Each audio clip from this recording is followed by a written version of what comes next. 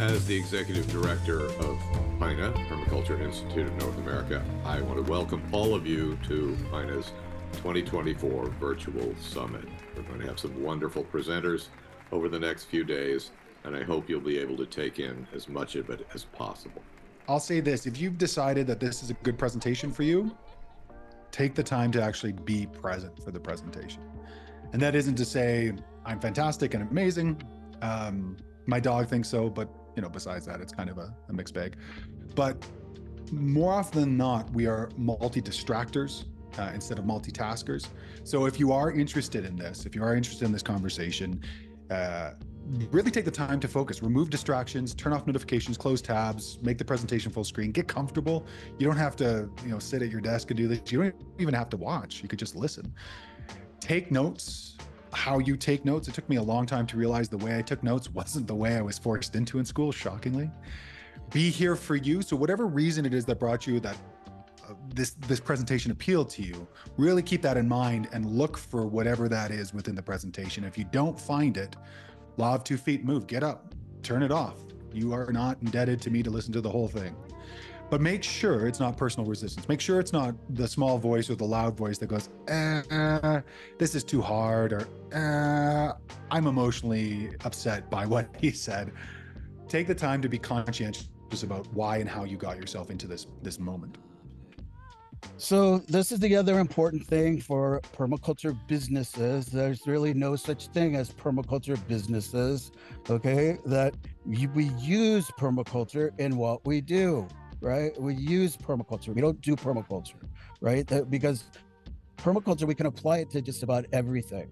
And what we're going to do is we're going to take some of those principles and some of those methodologies that we've learned in the design course, and I want to apply them to every step of, creating our business model for the community. So this again is a model. We talked about this in our last episode, where if somebody asks you what permaculture is, draw them this, right? It's taking those design principles, those protocols of design, and going around this wheel, the wheel of everything, and applying those permaculture protocols to each one of these items to come up with the best solutions for each one. And of course, everywhere is going to be different. Every group of users is going to be different. Every, community is going to be different, but the protocol remains the same. So one of the most important things that I think that any of us can do is to understand what we're naturally good at. What comes easy for you, what feels fun, and what do you wake up every morning wanting to do? And then why then shouldn't that be the thing that you bring to the world? This is a quote that I came upon earlier when I started first learning permaculture, and it really resonated with me in my transformation into wanting to make permaculture the thing I do in business. And it's, your latent talent is the fruitful seed entrusted into your keeping. Have you the right to let it wither in the arid soil of procrastination? Life asks only that you faithfully harvest that which she has implanted in you. So that's really a way of saying, why wouldn't we get out there and just do what we're the best at? Starting to think like wealthy people do in terms of assets and investments. And this is something that Mollison talks about, not in these words, in chapter 14 of the Designer's Manual. He talks about permaculture asset classes. We have permaculture asset classes. So this is already built into our permaculture toolkit. And we can harness this idea of these assets and investments, not to extract exorbitant amounts to make ourselves super wealthy and hoard it, but again, to get ourselves to enough and to be then rippling it out into our communities so we have resilient communities. But one of the most important things I felt like was worth starting with is the idea of the holistic goal. And I've taken a couple courses in holistic management. I'm not necessarily qualified to teach the scope of holistic management, but as I've come to internalize it, I really see it as that core organizing feature of the holistic management decision-making process as conceived of by Alan Savory. And so I hope I'm doing justice to the holistic goal here. I've taught it enough that I feel like I've got a pretty firm grasp of it. But the core of that holistic goal, after we identify what's the whole to be managed, what's that larger context that we're talking about? And this could be a farm or a business or a family, or just your own personal life. But that key, central core of the holistic goal is our quality of life statement. And I think this is so powerful because a lot of times when we think about business, when we think about livelihood, we tend to think about what do we do? What are we producing? What services do we provide? But really that should be serving us achieving and enjoying that quality of life that we really strive for. And so here's just a couple bullet point questions that you might seek to answer as you flesh out your quality of life. How do you want your life to be? What do you value? How do you end up spending your time? How is that distributed throughout the day, week, months, year, and beyond? And then, what are some of those, how do the ways that you generate livelihood, how is that expressed? Are you an employee of someone else? Do you have employees? Are you more of an organizer? Is it more of a self-reliance that is, kind of core to that vision? But again, the cornerstone of this holistic goal is really all about what do you want your life to look like? If there's some belief structures that I have to make sure that you resonate on as you're going through this, and that one of the belief structures that I'm coming from is that the only way that you can create a regenerative impact through your marketing and branding efforts is through an authentic brand story and to learn authentic brand storytelling. Now, the only way that we can authentically build our brand story is through a greater understanding of ourselves, of our brand, our business, those that we serve, and the story that we share together. And if we can get really clear on that understanding, that's when we can start to be authentic in our storytelling. The success of permaculture artisans and really all the work that I do is 100% founded on relationships. 100% founded on relationships. Without that, there's nothing. It doesn't exist. And especially if you want success in your work. So when we say relationships, of course, we're talking about ecological relationships, but in terms of business success and being able to grow and evolve what you're doing, it's how you relate to people, how you relate to community, how you relate to other professionals that you're going to rub up against in the space. And developing, don't think of these as business, as solely business relationships. Approach relationships in the work like you would an ecosystem.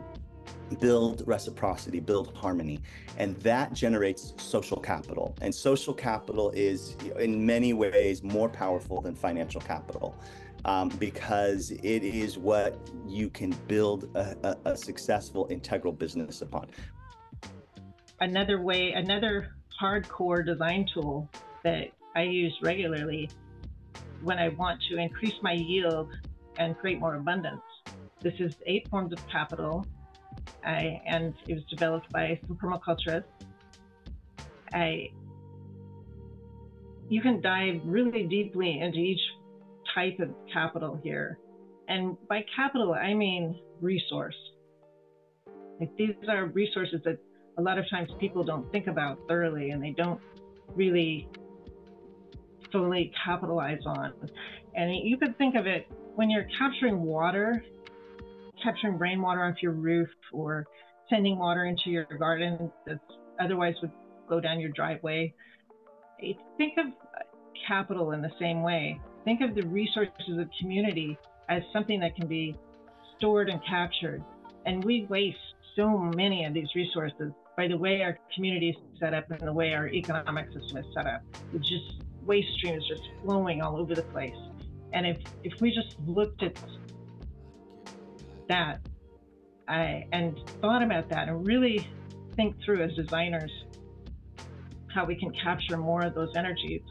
A lot of times when we get into things like permaculture, we think, I want to farm. I want to make a living off of growing regeneratively growing by living off the land. And we focus in on incomes, making an income. And the secret here that you would learn from any agronomist, and when they do economic analysis of farm businesses, agribusinesses, is that for the whole history of farming, successful farming has been more about making smart long-term investments than it is about just selling vegetables for cash flow. We need cash flow too, you got to pay bills. But a lot of what we're talking about is if you don't have a long-term plan, and you're not thinking about long-term smart investments, you're not fully into the game yet, in our opinion. And virtually everyone that we've seen be really successful at creating resilient permaculture livelihoods has had some kind of investment that has paid off. So I'm going to talk today about different kinds of investments following those permaculture asset classes. So this is where you're a little bit more established. And it kind of looks similar, but now we're using the irrevocable trust. So now the irrevocable trust owns the holding company LLC. So when you're under a penalty of perjury, ever in worst case scenario, they ask you what you own in that debtor's exam. Again, the irrevocable trust is a separate owner legally. So anything on this right side of the diagram, that's not yours. So again, everything's going to be a high liability company associated with a lot of debt. So this is where you start to get into the own nothing, control everything aspect that Rockefeller was talking about, right? And that term gets thrown around a lot, especially nowadays, especially with financial gurus, when they don't actually know what it means fully. So this is more for the established players. So you see that we have both the revocable and the irrevocable trust. That way, everything avoids probate court, and we still get asset protection simultaneously at the same time, right? That's really the whole point. So this is a little more higher cost, but definitely well worth it. So now we have everything avoiding probate court, and everything's lawsuit proof in the setup. Now the last slide was also lawsuit proof. This one's a little bit more involved, so we have both the revocable and the irrevocable. Now I use the revocable for things like personal bank accounts, life insurance policies. There's even a way you can transfer personal vehicles into a revocable living trust privately. And we do demonstrate for members how to do that. And then at the same time, your personal vehicles, items like that can still be equity stripped, all right? So not only business-wise are you in a lot of debt, but personally you can be in a lot of debt to the holding company. And we only need to use one holding company. It's not like we need to set up 5 million LLCs. My whole point is to limit how many entities that you set up, right? Unlike your neighborhood attorney where they tell you to have 5 million LLCs, which is just unpractical and doesn't have to be. So many people want a vegetable garden and they are open to other ideas, but the first thing they're interested in is growing their own food. People write into us and the vision is, I want to walk outside my back door and eat the food that I prepare in dinner that night. I want my kids to have the experience of going and pulling a carrot out or picking a raspberry or an apple. That's the vision that's in people's minds. And when you tell them like, well, we could do a food forest for you, that for a clientele who's not kind of already educated on all of this like permaculture related lingo, it feels a little bit intimidating in my experience. So by saying, hey, we can do a raised bed garden, around your raised bed garden, we can do things like plant berry patches and perennial vegetables like asparagus. You can have grapes growing on, an entrance arbor, and we can have perennial herbs scattered throughout. And while we're there, we could also do, native flowers to be bringing in the pollinators. Then they kind of start to get it, but that sinking in of the message of what we do, which is what I just described, the gateway drug to that in many cases has been like vegetable gardens. And then we get to expand out and do other things. Like the picture you see on the right, we call that like a little front yard food forest. And that's the stuff that I love. You know, we're managing the way we've graded that site. We're managing all the water. There's all these different fruits and vegetables, perennial native flowers, and a raised bed vegetable garden there. Biggest piece of advice. All right. Things that worked really well for us, little nuggets that I pulled out. Developing your workflow. One of the first investments we made was very simple. I was back in the United States. I put an ad on Craigslist for somebody who could help us develop a workflow for making maps. The guy charged me $100. We literally sat down for a day, and it was like how to take this image from Google Earth, put a scale on it, paste it into Adobe Illustrator, make a transparency, add labels, boom, you have a base map with a scale. And it was like 10 steps. We ran off of that for like 3 years. It was a great investment. So finding a simple workflow that just allows you to, you know, you can see in this image, there's a base map there, like allows you maybe to show up to a site with a proper map, all rolled up, looking really professional. That helped us a lot. Building a team has been our savior. It allows me to go to Europe with my partner who's from Italy for a month and a half. It allows my business partner, Sam, to take a 6-month sabbatical when he had his newborn and he was building his house. I don't know how we would do it without a team. And if that's possible, I highly recommend it. Practicing communication. We've studied nonviolent communication. I don't know how many books on facilitation, like really practicing facilitation skills, understanding little nuances of language, saying and instead of but. If you don't know what that is, you can look up and but, little tool. There's all these tricks out there. We're practicing now how to communicate better through sketching. We've built a little community of practice. We're all taking a year. We're trying to sketch every day. It's something we're not great at. I tend to talk. In my mind, I'll speak instead of drawing something. That's what we're trying to change and get better at moving forward. But communication as a practice. The other thing I wanted to mention in ways of teaching is storytelling. And one remembers information 20 times more when it is told in a story. So as I'm going through my teaching, I'm always sharing information, whether it's a teacher training and telling you stories like I just did, or in a PDC telling stories about projects that we did.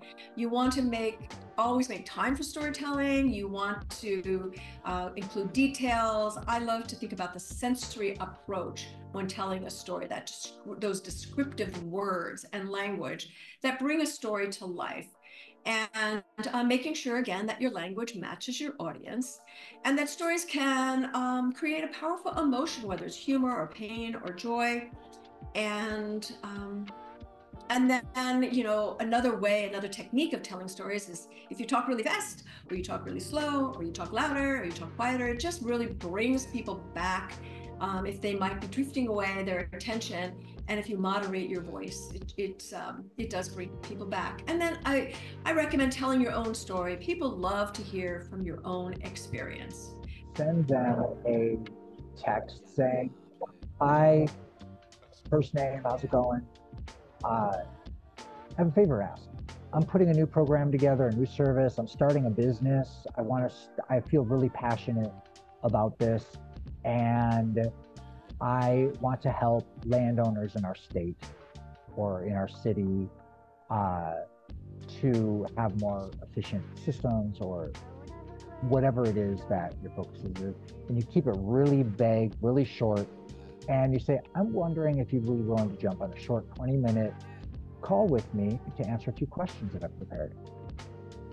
Before going much further with building this business or this service or this program, I want to get feedback from some people I know to understand their perspectives. I kind of get an idea as to what could be good, but I don't want to start any business or create a program without really understanding what people like you are experiencing, because you have perspective's totally different than mine. Would you mind scheduling a time to chat? And this text going out to these people is profoundly useful for people that are feeling like, I don't know how to talk to clients. I don't know what to say. I don't know what I'm offering. I don't feel like I know enough. I just took this PDC. I don't even really know my niche. I don't have enough information. The beautiful thing is this gets you talking to people in a way that's you asking questions. You get to become valuable in their eyes, not because you're telling them what you think they need to know, but because you're curious. You're passionately curious. You want to know what their challenges are, what they're going through, what their experiences are.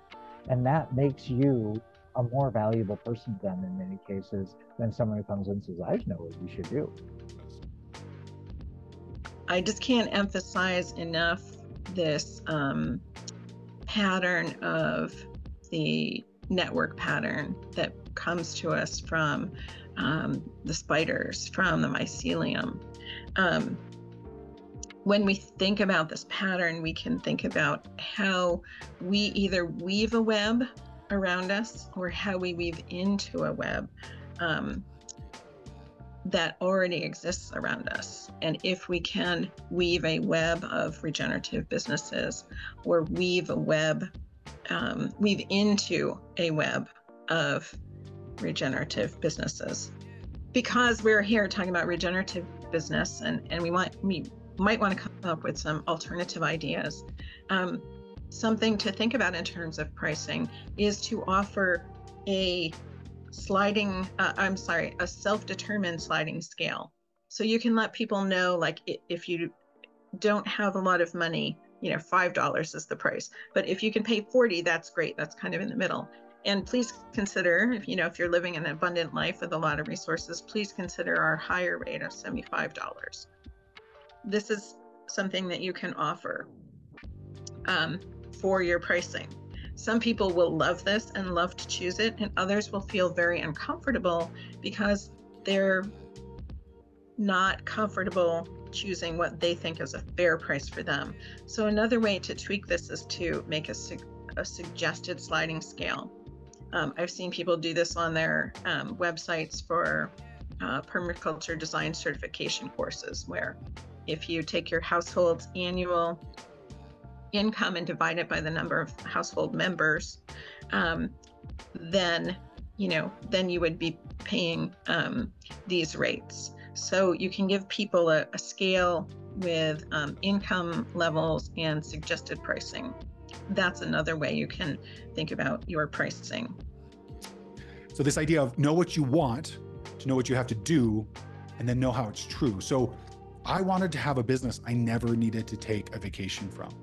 To do that, I had to make a lot of decisions that didn't make me the donkey that was pulling somebody else's cart. And the way I knew that was true is I liked coming to my desk. That was the indicator. So if you're into equations, if I want X, I need to do Y. And if I do X and Y, I'll know that's happening because of Z. So this is this idea of future indicators. How will we know that this is true? This then allows us to create filtering questions, and those questions can then bring us to ask questions like, does this action identify the root cause of me not being in business? Well, what's one of the root causes? I don't have clients. I go through this all the time with clients. I say, what's your major root cause? I don't have a website. No.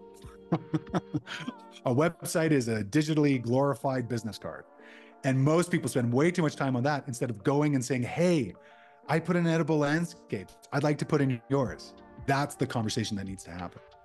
So within this becomes a system or a process by which we can create and filter questions. And as I was being taught holistic management by a buddy of mine years ago, I was like, it needs more stickmen. Like, I need to understand how this works. So once I realized that the inventory and the values is us, and I realized that of course it's me because I'm wearing boots all the time, I could then take any sort of decision and action, and I could use it to go through the testing questions. And sometimes that very first one, root cause, just tosses it away. Sometimes as we went through the different testing questions, we'd have to go all the way down to the end to again realize also not the case. And then sometimes those answers come to us and they're true because we've actually evaluated them. And when we apply it to ourselves, we have this inventory, a holistic context to our values and our zones of brilliance. And this then creates a sort of permeable cell that we can then create and make decisions off of. And this then can build a number of different income generation sources, both online, in person, product, service. These are all the things currently that make up my income watershed. These are all the things that I do on a small and large scale basis that I enjoy, that I love. The red things are things I no longer do. The orange things are things that are on pause because I've moved and I'm transitioning to build more local content. But this then creates a tessellated pattern that we can then take different types of things we like, because we're multifaceted, and we can build out this entire conversation. So that takes care of the first three. That takes care of start where you are, eligibility, clarified value. So your service menu, how are you going to describe what it is that you're bringing to bear? Obviously design, preparedness and resilience design, which are about one and the same. And again, site, community, or ecosystem levels. Design implementation. I know there are a number of you out there that not only do the design, but install the design. That's really important so that it gets done right. And resilient ecosystem implementation. Very similar to design implementation, but perhaps on a broader scale. You're showing the patterns, the behaviors, the processes that can be employed to reduce risk and ensure a rapid recovery. Mutual aid, we talked about that. One of the ways to approach that is to develop skill lists, tool libraries, design templates that people can borrow from, open source, some simple, straightforward techniques that people can do it themselves in their own backyard. And seeing others do this, and that's part of mutual aid, is sharing the results of positive steps that people have taken. Either you as an individual can share those positive examples, or highlight your clients and or others who have done a really fine job in making their own properties more resilient, or have contributed to a community project that increases resilience. Post-disaster rehabilitation design. Well, here's a biggie.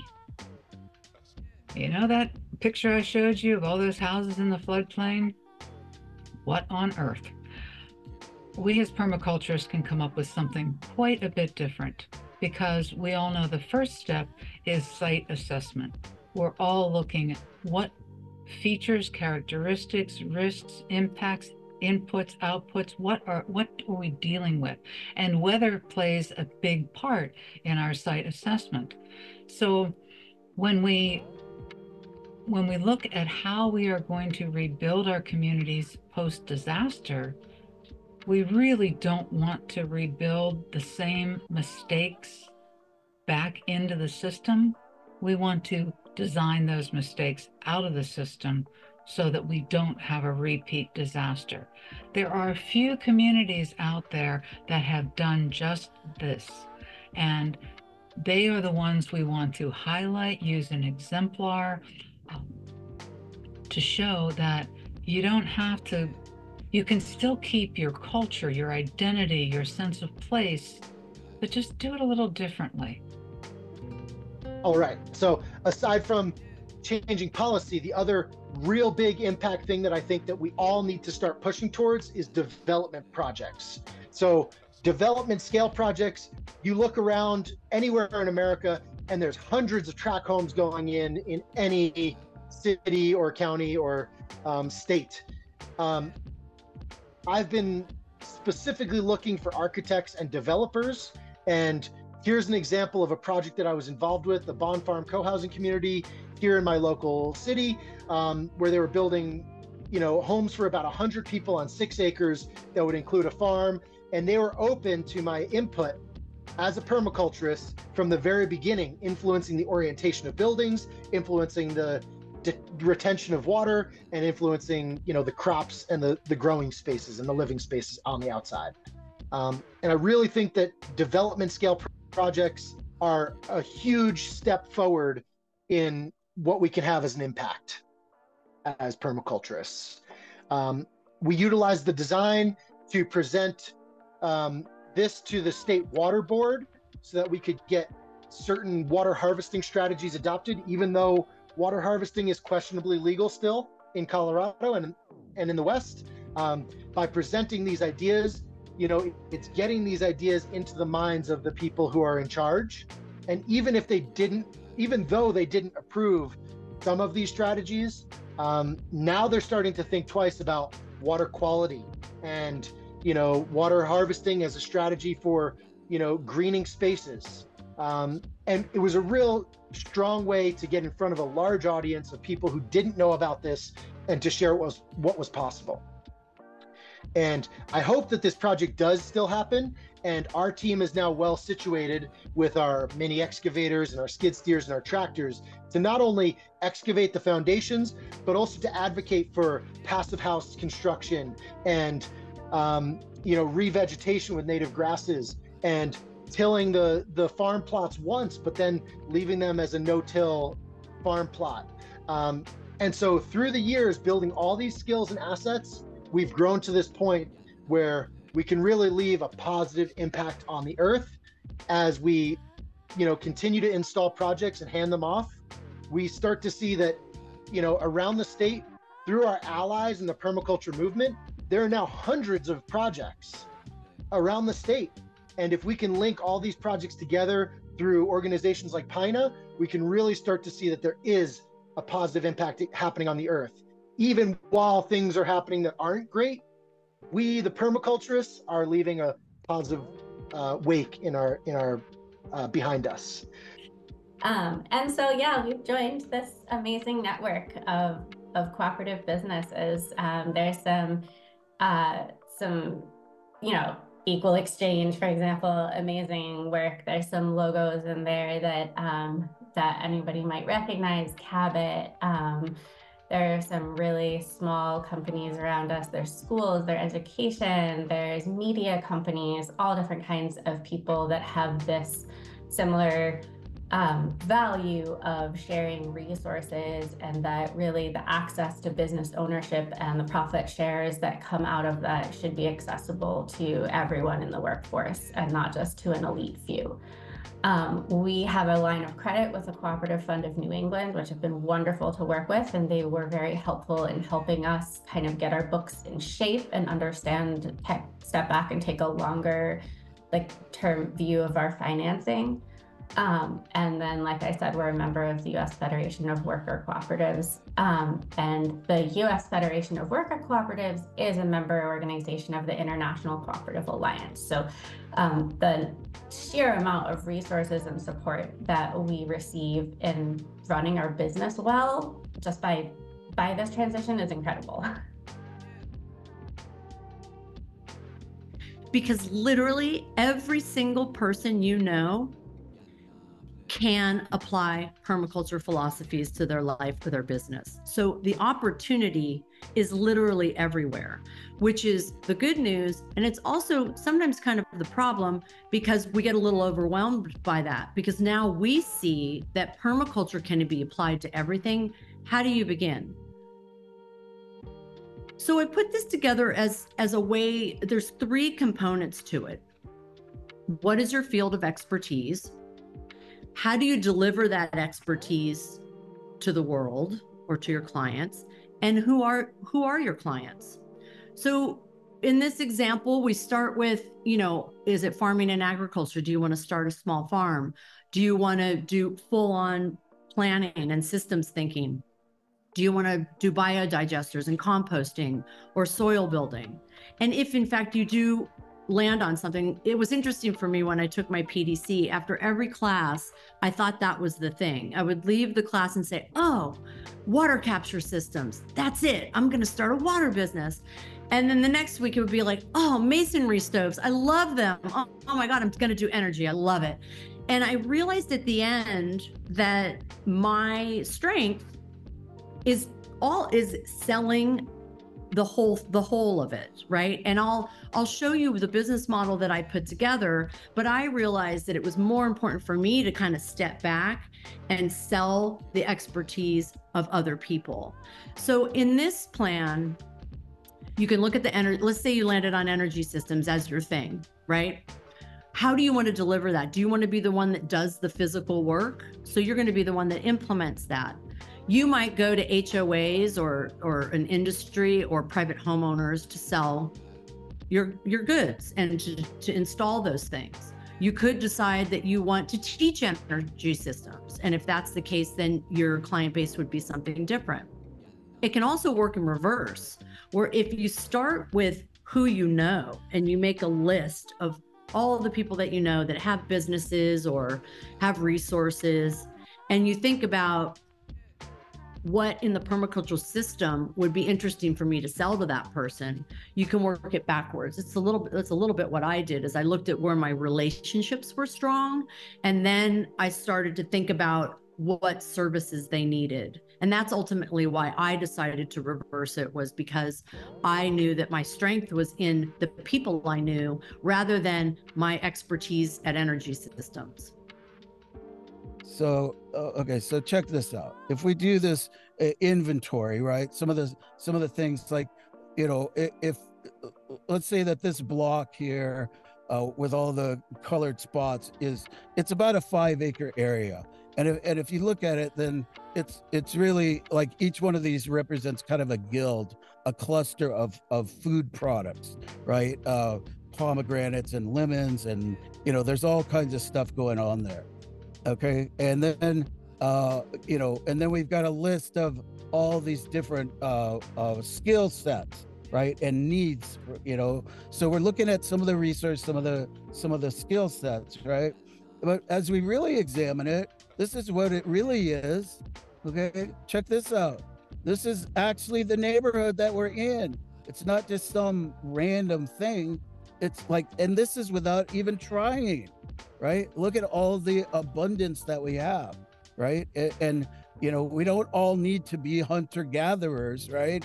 There's enough food falling to the ground that we could solve some of that stuff, right? And if somebody was in our network inventorying just this, you know, we could solve a lot of our food needs, right? The idea here is that we're diversifying the way that we solve our needs. We're increasing our capital base by doing that. And here, look at this list of services and skills is actual people that live in this neighborhood.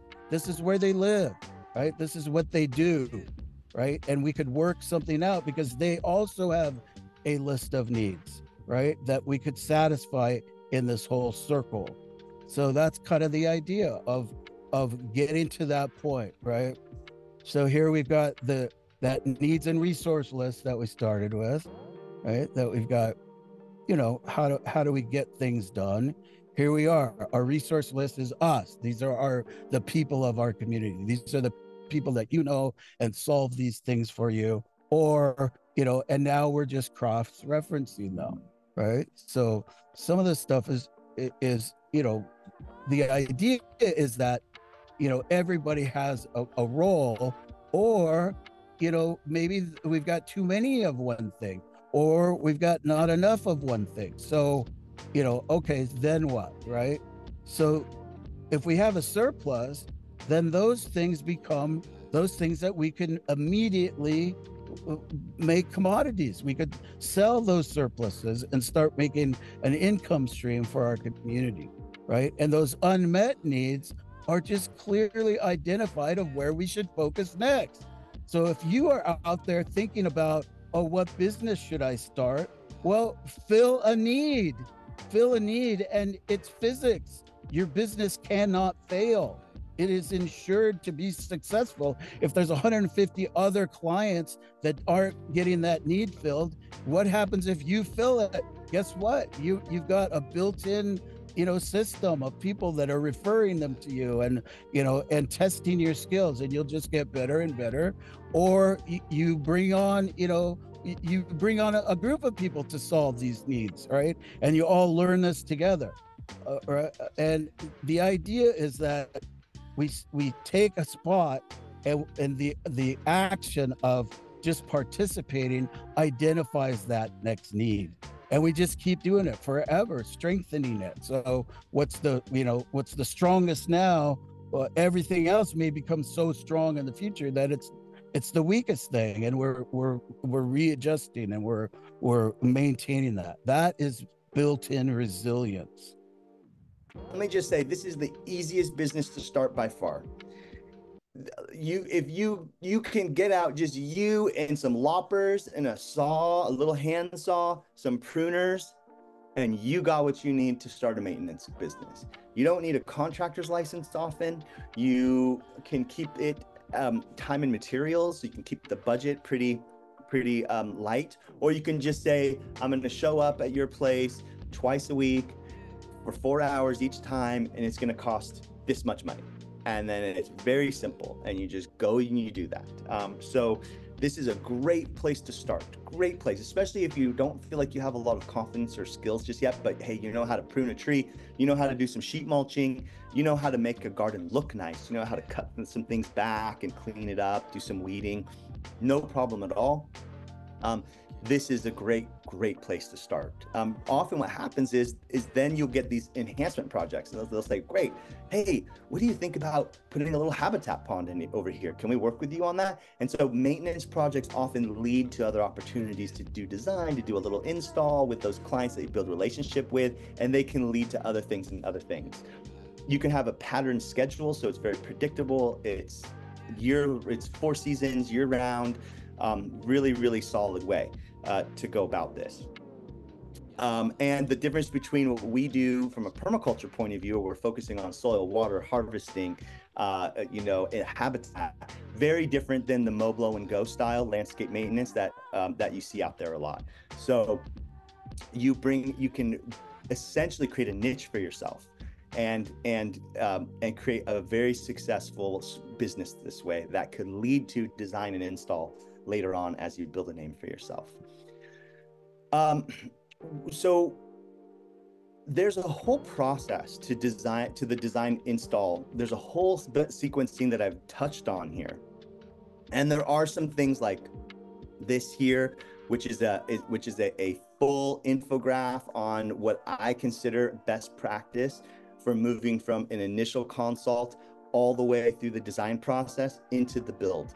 We don't have time to go through this now, but you can find this in my book. Additionally, there's something called the Gantt chart, and that's how do we create a phased plan for development? How do we look at, when are we going to bring the sheet mulching in? When are we going to bring the tree planting in? When are we going to do the earthworks? When are we going to do, and how long are those things going to take? And what do we do first? And what do we do second? What do we do third? Well, creating a Gantt chart like this, very powerful tool, wonderful for a client, wonderful for looking at a budget and trying to think about what things cost, and for assigning labor, right? For like people who are going to do this work, and what are the days, what are they doing? How long are they going to do it? And when? This is what Mollison told us about the permaculture design course. It's the beginning of a formal apprenticeship, but the formality of the apprenticeship didn't exist because, it depended on some institutions in permaculture, that's almost an oxymoron, to be in place to hold up standards. Well, PINA exists to do that, and there are others around the world in their own regions. But you don't have to, you don't have to give things up and go to college and take out debt and live without working. You can work and be given credit for what you do in your job or in your profession or in your community work. In that way, it's very accessible. You don't have to show up for classes unless you agree to take a workshop somewhere. You don't have to keep anybody else's schedule. It does require a measure of focus and self-discipline, but you have an advisor, to help you hold your feet to the fire, so to speak. Hey, how's it going? What's working? What's not working? What's the next step? That kind of thing, regular conversations. And then as we're, thinking about spending money, it's very helpful to get clear on what your enough is. So much of our spending and everything with money is emotional. It comes back to that. But there's a lot of emotional spending that goes on with our money. So when we can get clear with what is enough, and we don't go over that point where it turns into clutter, complexity, and hassle, that's very key again, to ensuring that we're on top of how money is coming into our life and where it is going out to. Are we letting the money go out into things that are just adding clutter, complexity, and hassle to our lives? We don't want to do that. That's not good design. So the more intentional we can all get with money, the less we're going to leak it out into the entities and elements out there in capitalism that make us cringe. And the more we'll have then, again, to divert from the extractive economy and put into our own lives, communities, and these regenerative solidarity and local economies. So start by tracking your spending and your income to see if it is aligned with your regenerative values and moving you towards or away from your permaculture lifestyle goals. And one other thing I'd just like to add to this, I pulled a little snippet from The Hand Sculpted House by Yanto Evans and Michael Smith and Linda Smiley, paraphrased from Anna Stern. She's talking about the difference between peasants and farmers. And I like to say to folks that, I try to live as an aspiring peasant. I'm still locked into the capitalist, system that, to a degree, we all need to operate within. And this is by no means to demonize or demean the livelihood of farmers. In many ways, I'm a farmer myself. But just, we're kind of oversimplifying these two roles. And so this quote says that peasants satisfy their own basic needs. They grow their food, build the houses they live in, often make their own clothes. Most peasants collect medicinal herbs, treat medical emergencies, and supply their family entertainment. They experience fully what they do every day. They have time, they feel joy, their culture is integral, and it makes sense. And I'm not going to read the whole quote, but basically, by contrast, once we get locked into that economic system, we grow things to sell. We become fixed points within this, financial exchange. And in a lot of ways, then we need to supplement that tenure to whatever forms of production that are required by further being engaged in that system. And so as much as possible for me, it's like the vision is to build out the permaculture so that it's nurturing me as I nurture it, and in turn build relationships that allow us to operate as much as possible outside the monetary system. So a few other ways that we diversify our income streams is through farm tours, farmer education training, having a farmer's market stand, helping consult with others. We have two amazing books, and one is Regenerate Your Reality, and the other is Nourishing Our Garden and the Earth. And these are ways that people find us that really bring them into our network. And we also do many collaborations.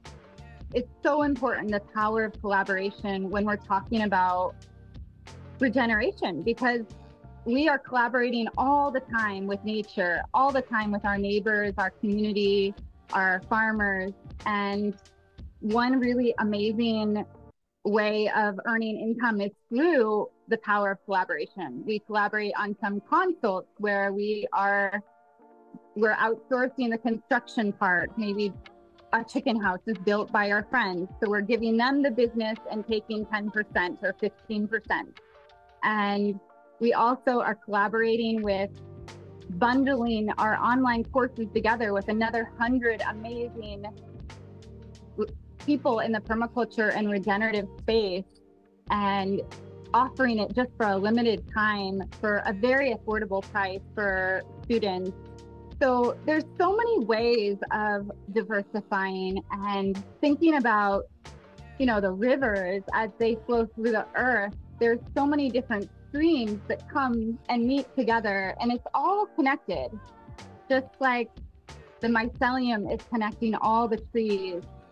It's very important for us to think about these aspects of our regenerative enterprise. And also, I partner with Jungle Project, which is all about trees, training, and trade. And this is a project I'm going to focus on as well in this presentation, because I think it's such a great model for others to see the power of collaboration with local farmers and really looking at how we can transition conventional farming to regenerative agriculture. If you want to create transformation, which all humans do, I believe it's a natural part of being a human, is we want to see things to transform. And in the permaculture lens, that's essentially what we're trying to do, is we're trying to use nature and design from nature so that we can transform our environment with the power of natural systems. That is going to require a compelling story, that when you see this lightsaber, for example, you put a whole story in your head, right? And that is what we're trying to get with our brand and our message, is when you start telling stories and people start resonating with that, people see one or two things and an entire story comes into their head, and that leads them to help them to create change in their lives. I call it brand alchemy. You understand your people so well, you understand who you are so well, that when you come to the point of creating an offering, that it creates this catalyst moment where you can create transformation through a service, a product, something that you offer that is truly transformational, that changes who they are, the status that they have, changes their belief structures, helps them to feel a certain way that maybe they've never felt before, and helps them to have something that they would have never had before if it wasn't through the combination of you connecting with them and truly having a journey and taking them on a journey together. And that's storytelling, that's branding, that's messaging, right? If you're doing it in authentic ways. A big thing with that then is, once I discovered that and got involved in that movement, before that, I felt kind of defeated and powerless to do anything about these things I cared about. Once I discovered permaculture, I saw that there were all these people who were taking responsibility over doing exactly that. Yeah. And all of that stuff that I wanted when I was a kid, the connection with nature, healthier food, became possible with a lot less work, and it made a lot more sense economically. And it solved all those things for me. And now I feel like I can, permaculture has given me my life back in that way. I get to have those things that I wanted. I get to feel like I'm participating in solutions in a positive way. And it's just been a really great thing for me. 20 years on, I'm still as optimistic about it as I was back then.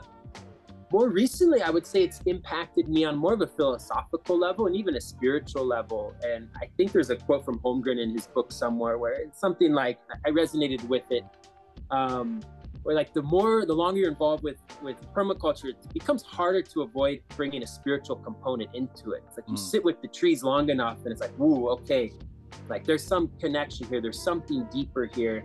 And maybe in the last 5 or 6 years, I've been able to find kind of a beautiful merging relationship with my spiritual practices and my professional work as a permaculture designer. And I've been surprised at how beautifully those have fallen into place together. Oh, it has impacted it so positively, because it's gotten me to think so much more holistically. Like, a big part of what I bring into my money and lifestyle coaching is this idea, and we'll touch on it a little more in my presentation, of the 8 forms of capital, of multiple forms of capital, of this more holistic wealth portfolio. Because certainly financial capital is a part of it, but the resilience comes from that holistic balance sheet. And so it's really expanded my way of thinking in so many areas, even retirement planning. And I think that's something we don't talk enough about in permaculture. What is permaculture retirement planning? How does that look? But I'm trying to weave permaculture and retirement planning a little more in my life. And it's just enriched my relationships because they've become much more intentional. It's really been a Patty changing experience, and it has literally changed my mind. I approach problem solving with a much different point of view, you know, having all the permaculture principles and ethics. Also, I think, you know, I was a single mother a bunch of my son's early life, and it really helped me feel more solid in being able to provide for the two of us. I think as far as impact, it didn't really have an impact until I was desperate. You know, like I thought I really understood it until, you know, I was broke, I was homeless, I was, you know, and then it really was, you know, like pulling myself up from my bootstraps. And I came up with a lot of these ideas that, you know, that pretty much the presentation is like an outline of the direction of the book that I'm going. You know, it's sort of how would we start from nothing, or, you know, and it has come in handy in terms of, you know, aid work and, you know, doing, you know, programs where natural disasters and different places that we've been to and, you know, tried to help out and just using permaculture design in, you know, we're already way ahead of a lot of the other organizations, but I really have tried to put a framework together, and that's kind of the impact that it had was directly on my life, you know, like, you know, it kind of changed everything for me. I would say that for the past, it's been 25 years of practice, I would say it is life.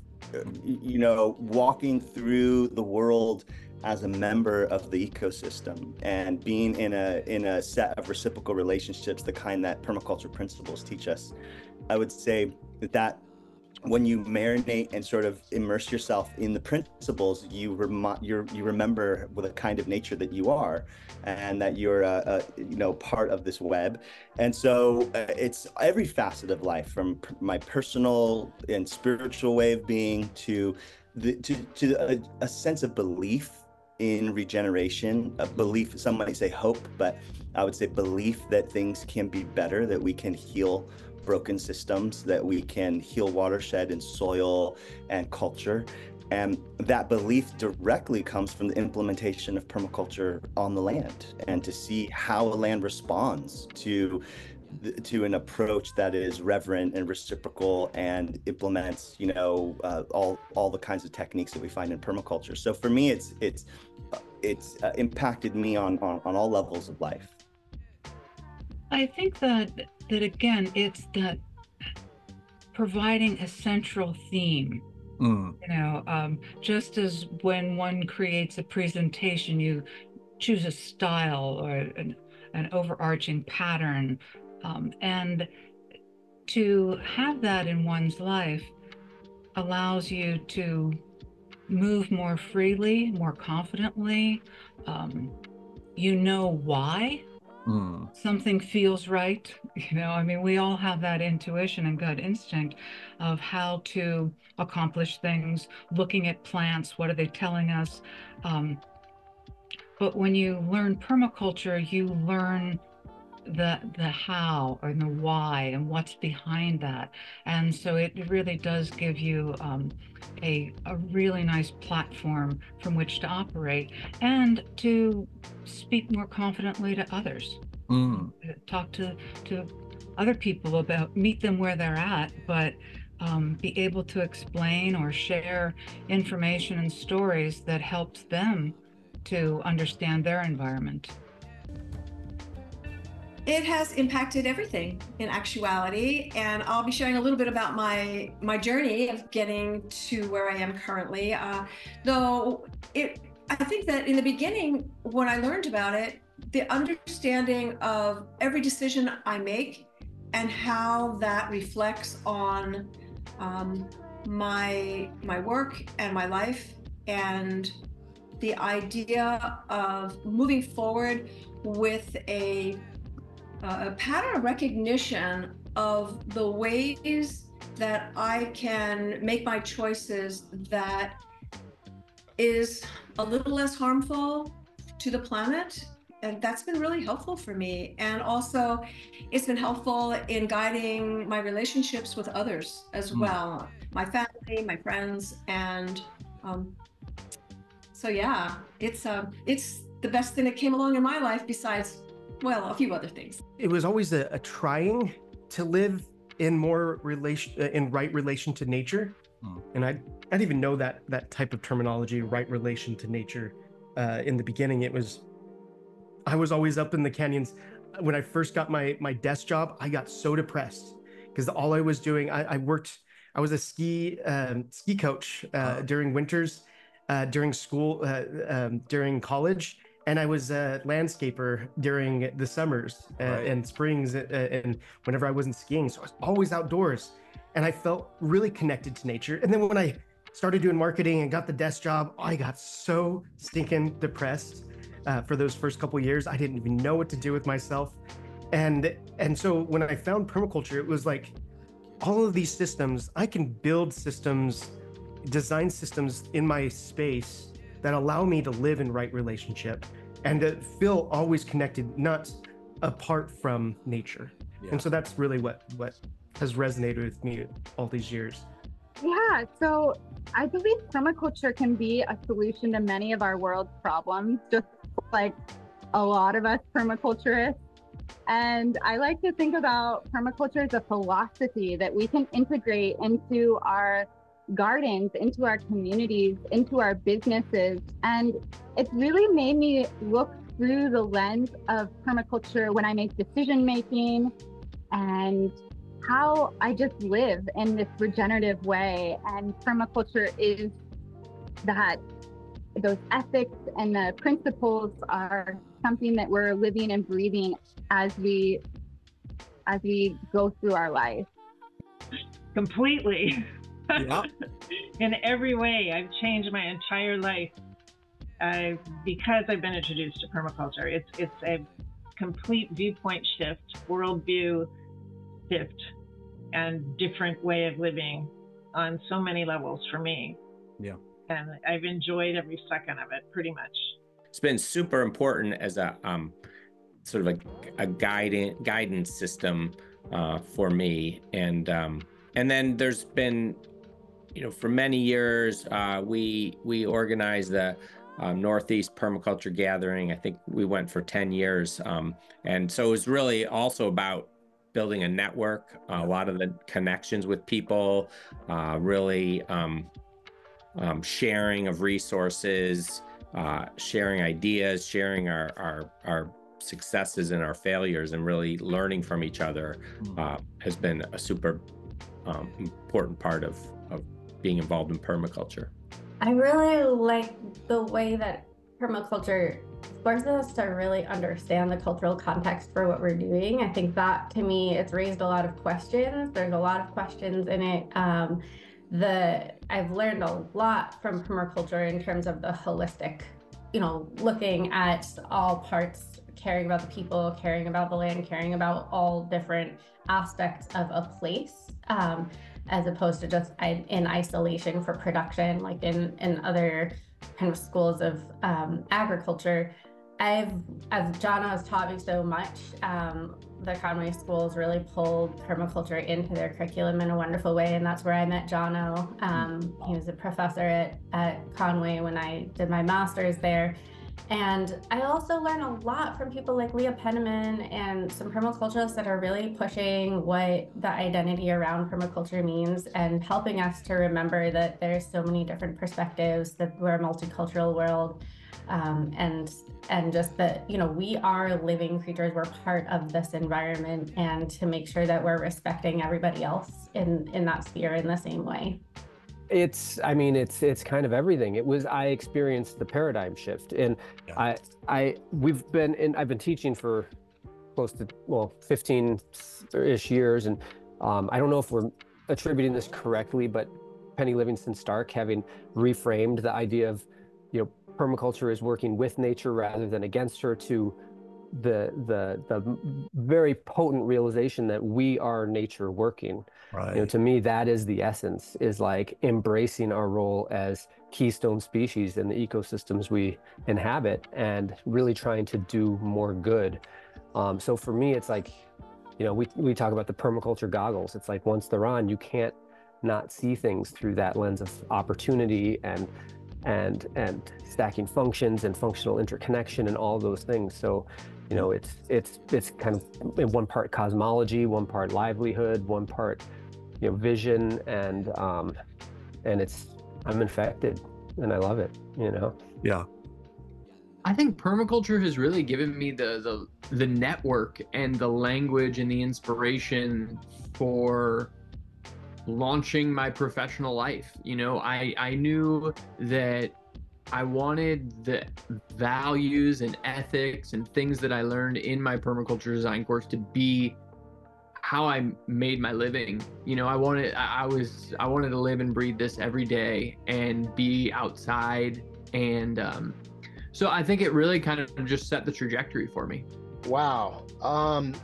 It's been a lot, honestly. You know, it really has infiltrated every part of my life. I, you know, not only design landscapes, but I design my lifestyle around the permaculture principles and ethics. You know, for example, we had a shed in my backyard, and I had some friends who needed to move out of a house, and this shed was very much unused. And I said, hey, if you guys help me finish this space, you could live there, you know, for a trade. And so they helped me pack straw in the walls and cob plaster over it and finish the space. And for 2 or 3 years, we traded childcare for rent. So it was no money exchanged, you know, a really nice integrated design of people care, natural building, you know, space use and movement. And so permaculture has really influenced my life in a huge way. And I really am grateful to have found it and utilize the design principles throughout my life. It's been completely transformative. I mean, I went from thinking about business and the world in a certain way, and kind of overnight, it's just the permaculture goggles get on you. And, you know, a lot of us don't necessarily get to implement that, but for some reason, it very quickly came to me how I could make a difference in the permaculture world. So I immediately built a business on it, and I'm happy to say it's taking off really fast. Yeah. I went into this PDC, and the instructor gave the prime directive of permaculture to take responsibility for ourselves and for that of our children, and then gave me the 3 ethics, which were the original 3. So take care of the planet, take care of the people, and then limit consumption, redistribute surplus. And I remember having a moment where I'd been seeking a underlying directive for my life for a long time. I'd looked at different religions, I had read the Quran, I had read the Bible. You know, I'd gone through these different iterations and really couldn't find a life ethic that fit with me. And yet here was a beautiful guideline that really was just that. It was a guideline on how to live. It was a guideline on how to be. And so that night when I went to bed, I wrote in my journal, I just said, I'd rather fail at permaculture than succeed at almost anything else. Cool. And so for me, the very first element that permaculture gave me in a positive instead of a negative, because there were some negatives I got originally, was it gave me a direction. It gave me an ethic. It gave me the guidelines in which to direct my life efforts, to give purpose to what I was doing, and to do it in such a way that within the ethics, and this is one of the interesting things about permaculture, is that it has an ethical base, whereas so many of the others do not. Agroforestry has no ethical base. Right. Organic certified has no ethical base.